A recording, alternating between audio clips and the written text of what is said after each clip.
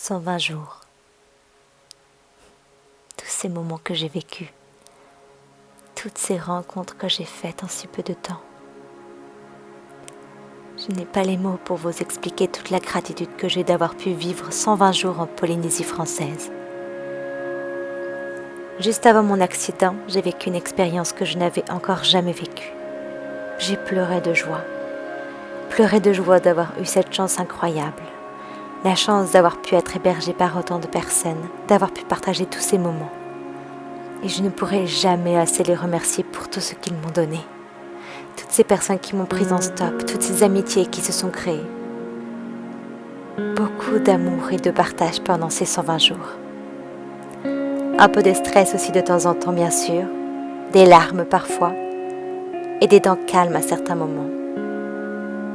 Et je sens mon corps et mon cœur se remplir petit à petit de tous ces souvenirs, de toutes ces émotions que j'ai pu ressentir, et surtout de toutes celles que j'ai pu apprendre à redécouvrir. Quand je suis partie, je me sentais si vide, et plus je me découvre, et plus je me remplis.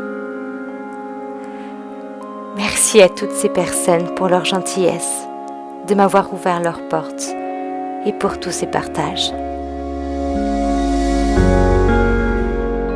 Quand je suis partie, je ne savais pas vraiment combien de temps j'allais rester. Je pensais que je resterais plus longtemps. Pourtant, j'entends ma petite voix intérieure me souffler de partir. Je ne sais pas vraiment comment vous l'expliquer, mais je sens au fond de moi qu'il est temps d'avancer. Et que c'est étrange de quitter un endroit qui nous a tant inspirés.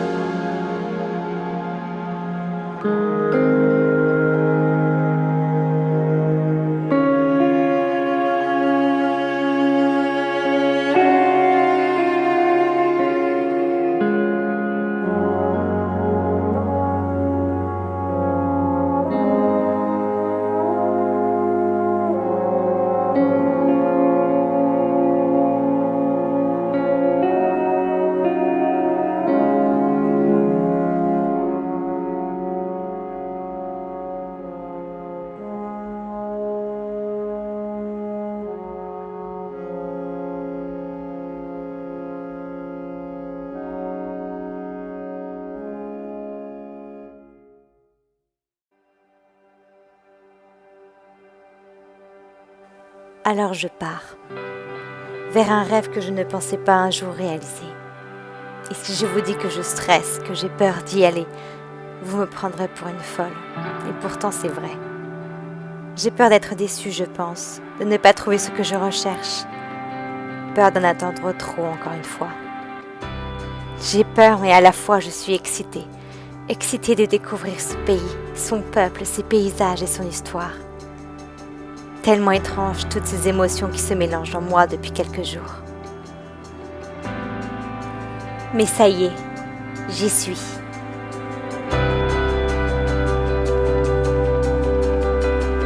Je suis arrivée à Auckland le jeudi 20 octobre. Pour ceux qui me connaissent, vous savez que je n'aime pas les grandes villes. Je ne m'y sens pas bien. Comme si j'étouffais. Je me sens stressée. Et c'est comme ça que je suis à Auckland. J'ai eu ce besoin d'être seule. Je suis donc partie sur Rangitoto, une île volcanique juste en face d'Auckland.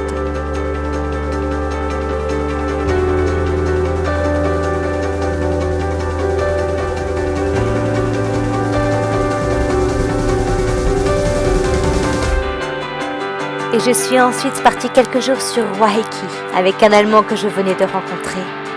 Je peux enfin respirer.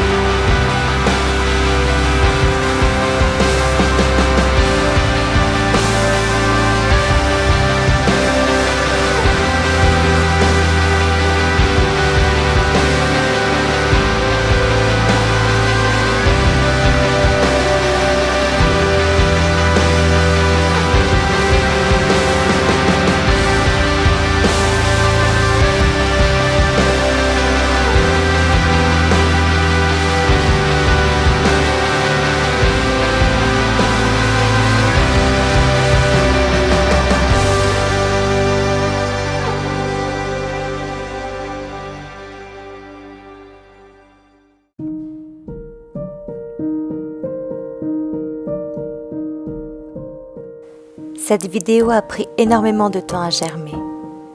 J'ai commencé à l'écrire quand j'étais encore sur Moorea, et puis après tout s'est enchaîné, et l'inspiration n'était plus vraiment là. Comme c'est étrange de rendre réel un rêve. Ma tête a tellement été dans les papiers et les choses importantes à faire que j'ai parfois oublié que j'étais en Nouvelle-Zélande, que je suis là où j'ai toujours rêvé d'être. Même si je ne suis qu'à Auckland, je suis sur cette terre si chère à mon cœur.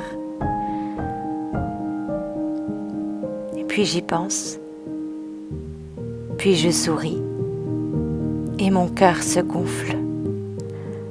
Et je me dis que j'ai énormément de chance d'être là où je suis.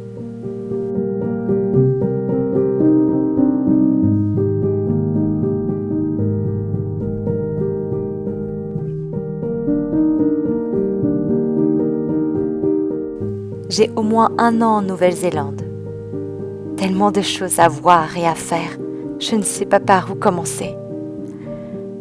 Alors je vais commencer par un pas, puis un autre, et nous verrons où tout cela nous mène.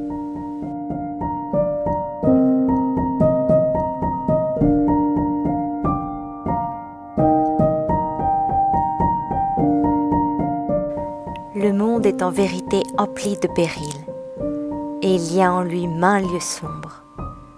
Mais il y en a encore beaucoup de beaux, et quoique dans tous les pays l'amour se mêle maintenant d'affliction, il n'en devient peut-être que plus grand.